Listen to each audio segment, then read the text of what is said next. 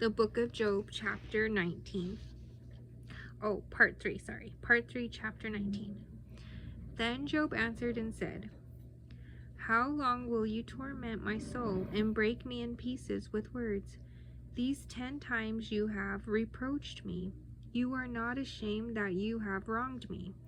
And if indeed I have erred, my error remains with me. If indeed you exalt yourselves against me and plead my disgrace against me, know then that God has wronged me and has surrounded me with his net.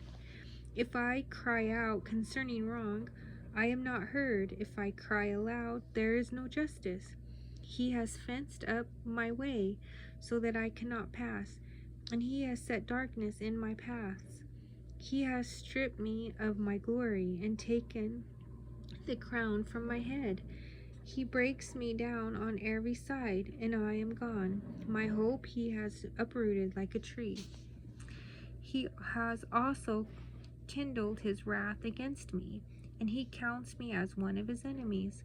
His troops come together and build up their road against me. They encamp all around my tent. He has removed my brothers far from me, and my acquaintances are completely estranged from me. My relatives have failed, and my close friends have forgotten me. Those who dwell in my house and my maidservants count me as a stranger. I am an alien in their sight. I call my servant, but he gives no answer. I beg him with my mouth. My breath is offensive to my wife, and I am repulsive to the children of my own body. Even young children despise me. I arise, and they speak against me. All my close friends abhor me, and those whom I love have turned against me. My bone clings to my skin and to my flesh, and I have escaped by the skin of my teeth. Have pity on me, O you my friends, for the hand of God has struck me. Why do you persecute me as God does, and are not satisfied with my flesh? Oh, that my words were written, oh, that they were inscribed in the book, that they were engraved on a rock, with an iron pen and lead, forever. For I know that my Redeemer lives, and he shall stand at last on the earth.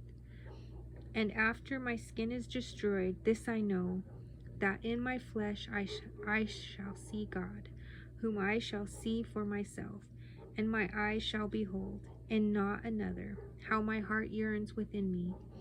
If you should say, how shall we persecute him?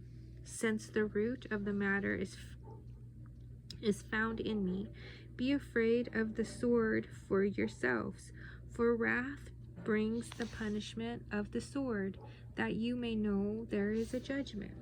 Chapter 20. Then Zophar, the Naphmathite, answered and said, Therefore my anxious thoughts make me answer, because of the turmoil within me.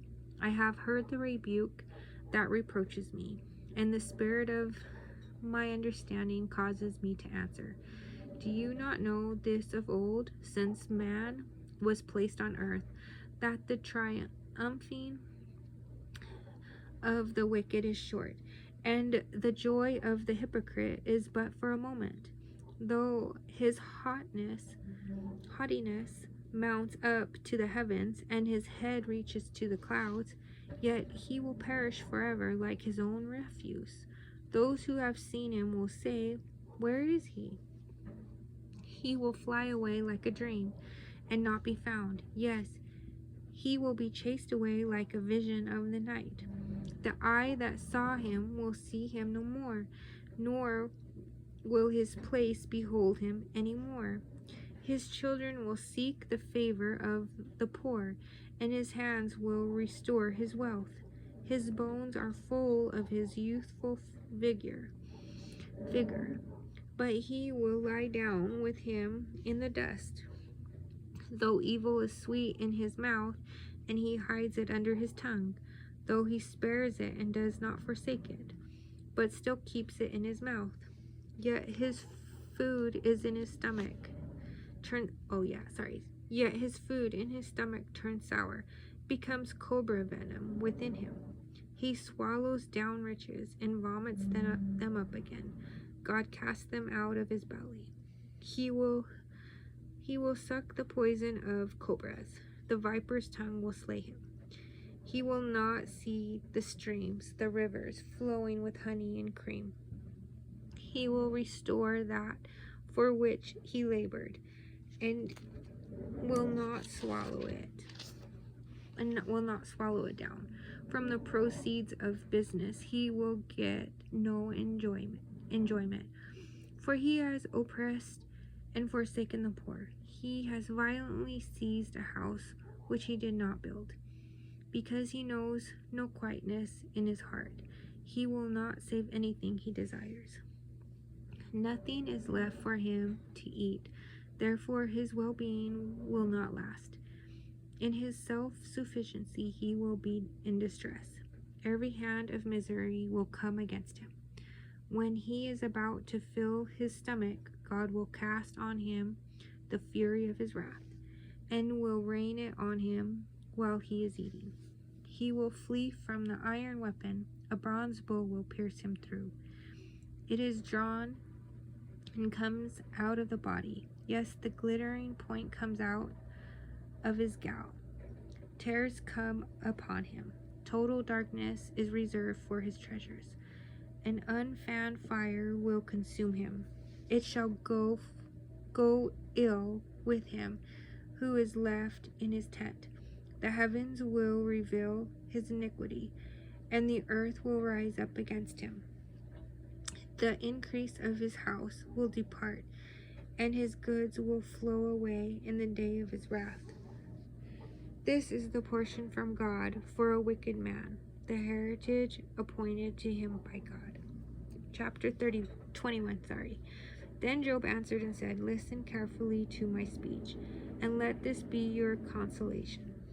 Bear with me that I may speak, and after I have spoken, keep mocking. As for me, is my complaint against man, and if it were, why should I not be impatient? Look at me and be astonished. Put your hand over your mouth. Even when I remember, I am terrified, and trembling takes hold of my flesh. Why do the wicked live and become old? Yes, become mighty in power. Their descendants are established with them in their sights, and their offspring before their eyes. Their houses are safe from fear, neither is the rod of God upon them. Their bull breeds without failure, their cow calves without miscarriage. They send forth their little ones like a flock, and their children dance. They sing to the tambourine and harp, and rejoice to the sound of the flute. They spend their days in wealth, and in a moment go down to the grave. Yet they say to God, Depart from us, for we do not desire the knowledge of your ways. Who is the Almighty, that we should serve him? And what profit do we have if we pray to him? Indeed, their prosperity is not in their hand. The counsel of the wicked is far from me. How often is the lamp of the wicked put out? How often does their destruction come upon them? The sorrows God distributes in his anger. They are like straw before the wind, and like chaff that a storm carries away. They say God lays up one's iniquity for his children. Let him recompense him, that he may know it. Let his eyes see his destruction, and let him drink up the wrath of the Almighty. For what does he care about his household after him, when the number of his months is cut in half? Can anyone teach God knowledge, since he judges those on high? One dies in his full strength, being wholly at ease and secure. He pells his pals are full of milk, and the marrow of his bones is moist. Another man dies in the bitterness of his soul, never having eaten with pleasure. They lie down alike in dust, and worms cover them. Look, I know your thoughts, and the schemes with which you would wrong me. For you say, where is the house of the prince, and where is the tent, the dwelling place of the wicked? Have you not asked those who travel the road, and do you not know their signs? For the wicked are reserved for the day of doom. They shall be brought out on the day of wrath. Who condemns his way to his face, and who repays him for what he has done? Yet he shall be brought to the grave, and a vigil kept over the tomb. The clods of the valley shall be sweet to him. Everyone shall follow him, as countless have gone before him. How then can you comfort me with empty words, since falsehood remains in your answers? Chapter 22. Then Eliphaz the Temanite answered and said, Can a man be profitable to God, though he who is wise may be profitable to himself? Is it any pleasure to the Almighty that you are righteous, or is it gain to him that you make your ways blameless? Is it because of your fear of him that he corrects you and enters into judgment with you? Is not your wickedness great, and your iniquity without end? For you have taken pledges from your brother for no reason, and stripped the naked of their clothing. You have not given the weary water to drink, and you have withheld bread from the hungry. But the mighty man possessed the land, and the honorable man dwelt in it. You have sent widows away empty, and the strength of the fatherless was crushed. Therefore snares are all around you, and sudden fear troubles you, or darkness, so that you cannot see, and an abundance of water covers you. Is not God in the height of heavens? And see the highest stars, how lofty they are? And you say, what does God know? Can he judge through the deep darkness? Thick clouds cover him so that he cannot see, and he walks above the circle of heaven. Will you keep to the old way which wicked men have trod, who were cut down before their time, whose foundations were swept away by a flood? They said to God, Depart from us. What can the Almighty do to them? Yet he filled their houses with good things. But the counsel of the wicked is far from me. The righteous see it and are glad, and the innocent laugh at them. Surely our adversaries are cut down, and the fire consumes the remnant. Now acquaint yourself with him, and be at peace. Thereby good will come to you. Receive, please, instruction from his mouth, and lay up his words in your heart. If you return to the Almighty, you will be built up. You will remove iniquity from your tents. Then you will lay your gold in the dust, and the gold of Ophir among the stones of the brooks. Yes, the Almighty will be your gold and your precious silver. For then you will have your delight in the Almighty, and lift up your face to God. You will make your prayer to him. He will hear you, and you will pay your vows. You will also declare a thing, and it will be established for you. So light will shine on your ways. When they cast you down, and you say, exaltation will come, then he will save the humble person. He will even deliver one who is not innocent. Yes, he will be delivered by the purity of your hands. Chapter 23. Then Job answered and said, Even today my complaint is bitter, my hand is listless because of my groaning. Oh, that I know where I might find him, that I might come to his seat. I would present my case before him and fill my mouth with arguments. I would know the words which he would answer me and understand what he would say to me. Would he contend with me in his great power? No, but he would take note of me. There the upright could reason with him, and I would be delivered forever from my judge. Look, I go forward, but he is not there, and backward, but I cannot perceive him. When he works on the left hand, I cannot behold him. When he turns to the right hand, I cannot see him. But he knows the way that I take. When he has tested me, I shall come forth as gold. My foot has held fast to his steps. I have kept his way and not turned aside. I have not departed from the commandment of his lips. I have treasured the words of his mouth more than my necessary food. But he is unique, and who can make him change? And whatever his soul desires, that he does. For he performs what is appointed for me, and many such things are with him.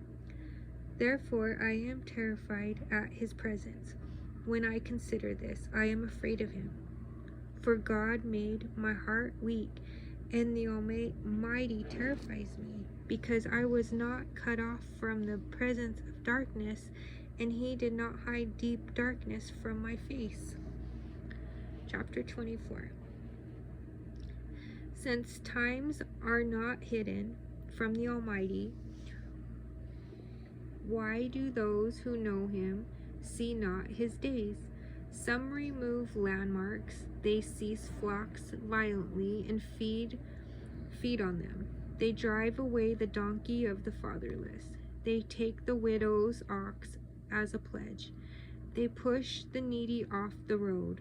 All the poor of the land are forced to hide. Indeed, like wild donkeys in the desert, they go out to their work, searching for food. The wilderness yields food for them and for their children. They gather their fodder in the field and glean in the vineyard of the wicked. They spend the night naked without clothing and have no covering in the cold. They are wet with the showers of the mountains and huddle around the rock the rock for want of shelter. Some snatch the fatherless from the breast and take a pledge from the poor. They cause the poor to go naked without clothing, and they take away the sheaves from the hungry. They press out oil within their walls and tread wine presses, yet suffer thirst. The dying groan in the city, and the souls of the wounded cry out, yet God does not charge them with wrong. There are those who rebel against the light. They do not know its ways, nor abide in its paths. The murderer rises with the light. He kills the poor and needy, and in the night he is like a thief. The eye of the adulterer waits for the twilight, saying, No eye will see me, and he disguises his face. In the dark they break into houses, which they marked for themselves in the daytime. They do not know the light, for the morning is the same to them as the shadow of death. If someone recognizes them, they are in the terrors of the shadow of death. They should be swift on the face of the waters. Their portion should be cursed in the earth, so that no one would turn into the way of their vineyards. As drought and heat continue, the snow waters, so the grave consumes those who have sinned. The womb should forget him. The worm should feed sweetly on him. He should be remembered no more. And wickedness should be broken like a tree. For he preys on the barren who do not bear, and does no good for the widow. But God draws the mighty away with his power. He rises up, but no man is sure of life. He gives them security, and they rely on it. Yet his eyes are on their ways. They are exalted for a little while. Then they are gone. They are brought low. They are taken out of the way like all others. They dry out like the heads of grain. Sorry guys. Some of this is a hard read for me. I apologize. It's because it's kind of like, to me, like poetry and stuff. Like, oh no, like, so it's a lot of parables, and I'm not real great with parables. I'll tell you that. It takes me a while to figure those ones out. Some of them I can get, and some of them I kind of have an idea of what they're trying to say. Some really stick out to me, and some don't. Some I'm like, what? So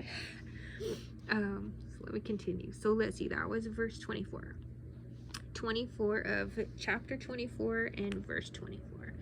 They are exalted for a little while, then they are gone. They are brought low. They are taken out of the way like all others. They dry out like the heads of grain. Now if it is not so, who will prove me a liar and make my speech worth nothing? I'm going to pause there for just a second. So I think what they're kind of going back and forth is because I think the friends are like telling Job, like, they're trying to see where he sinned. They're trying to say, like, you must have done some sin somewhere, is why you're being stricken by God. Because normally God will, like, somebody who does evil, God will come against them, right? So, but then they're also saying, but also some people who are not for God still prosper, because you will see that people who are, they don't really believe in God, and don't want to, but they're very, they're doing good, and life is great for them. And so I think they're kind of going back and forth, like, because Job is like really a blameless, righteous man, and they're trying to think that he did something in sin, and I think they're kind of giving examples of, like, well, look at these people, like, they really are away from God, and good things are happening to them, and poor Job is getting, dumped on, right? So I think that's kind of like, there's a lot of parables, but unless you understand this right away, I would have to reread it to, like, break down certain things. But that's kind of what I get. I've heard this story. I've watched movies of this story or things online, and I've read this story myself. So I understand the story. I might not know all the very details, like, because of all these parables, but I understand the whole thing. Like, the parts that I understand is that Job was a righteous, blameless man, and that God loved him, and God was very proud of him, because Job was like no other. Like, God is like, there's nobody like Job. He was so happy with Job. And then Satan come in and was like, oh yeah, well, I think if you ruined his life, if you allowed, no, not like God ruined his life, but if Satan was like, if you allow me to ruin his life, let's see, he'll probably cuss you out, and God was like, all right, but you cannot kill him, I'll let you do your way, because God knew Job. Like, God knows his heart, and God is so proud of him, and Job will prove it. Job loves God and knows God, and is like, It's just painful. It's what he's going through is very painful. As a human being, it's so much pain. It's like painful to go through stuff like, just to go through one suffering. But Job has got like a pile of sufferings, so he's going through a multitude of stuff. So that's a lot to bear. That is quite a bit to bear. All right, chapter 25. Then Bildad the Shuhite answered and said, dominion and fear belong to him. He makes peace in his high places. Is there any number to his armies? Upon whom does his light not rise? How then can man be righteous before God? Or how can he be pure who is born of a woman? If even the moon does not shine, and the stars are not pure in his sight, how much less man, who is a maggot, and a son of man, who is a worm? Chapter 26. But Job answered and said, how have you helped him who is without power? How have you saved the arm that has no strength? How have you counseled one who has no wisdom? And how have you declared sound advice to many? To whom have you uttered words, and whose spirit came from you? The dead tremble, those under the waters, and those inhabiting them. Sheol is naked before him, and destruction has no covering.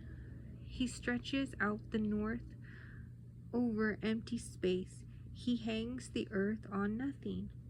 He binds up the water in his thick clouds, yet the clouds are not broken under it.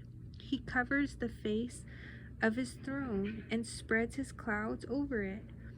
He drew a circular horizon on the face of the waters, at the boundary of light and darkness.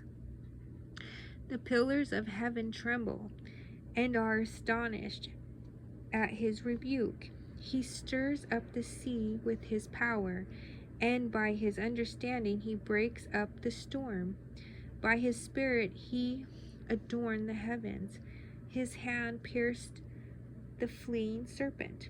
Indeed, these are the mere edges of his ways, and how small a whisper we hear of him. But the thunder of his power, who can understand? I'm going to pause there one more time. So I really like this too because I forgot a little bit about this. But they're very to me, like, this book, like, they're very smart. They're very intelligent people, these men. And like, because they talk about the earth and stuff. They talk about, like, this probably be like science people probably like this stuff, like, because it talks a lot about Job is explaining how God formed the earth and stuff, and so it's cool. I like that part. It's neat. It kind of like, he talks about it. That's what I think is cool. Anyways, I'll keep going. Sorry. Chapter 27. Moreover, Job continued his discourse and said, as God lives, who has taken away my justice, and the Almighty who has made my soul bitter, as long as my breath is in me, and the breath of God in my nostrils, my lips will not speak wickedness, nor my tongue utter deceit. Far be it from me that I should say to you, far be it from me that I should say you are right, till I die. I will not put away my integrity from me. My righteousness I hold fast, and will not let it go. My heart shall not reproach me as long as I live. May my enemy be like the wicked, and he who rises up against me like the unrighteous. For what is the hope of the hypocrite, though he may gain much if God takes away his life? Will God hear his cry when troubles come upon him? Will he delight himself in the Almighty? Will he always call on God? I will teach you about the hand of God. What is with the Almighty I will not conceal. Surely all of you have seen it. Why then do you behave with complete nonsense? This is the portion of the wicked man with God and the heritage of oppressors, received from the Almighty. If his children are multiplied, it is for the sword, and his offspring shall not be satisfied with bread. Those who survive him shall be buried in death, and their widows shall not weep. Though he heaps up silver like dust, and piles up clothing like clay, he may pile it up, but the just will wear it, and the innocent will divide the silver. He builds his house like a moth, like a booth which a watchman makes. The rich man will lie down, but not to be gathered up. He opens his eyes, and he is no more. Terrors overtake him like a flood. A tempest steals him away in the night. The east wind carries him away, and he is gone. It sweeps him out of his place. It hurls against him and does not spare. He flees desperately from its power. Men shall clap their hands at him and shall hiss him out of his place. Alright, I'm gonna pause there and I will do a part 4. Thank you all for listening. I hope you're enjoying it, and definitely reread this unless you're very smart, because I'm not very smart. So I can't really explain a lot of stuff, but I have to reread it. It will take me a minute to reread stuff and understand stuff, but it's pretty neat. Like I like to try to figure out parables, you know, so I try to reread stuff too if I'm like really interested in it, and like I'll reread it and try to decipher what that means. But anyhow, I will pause here and we'll do a part 4. Thank you again for listening, and God bless you.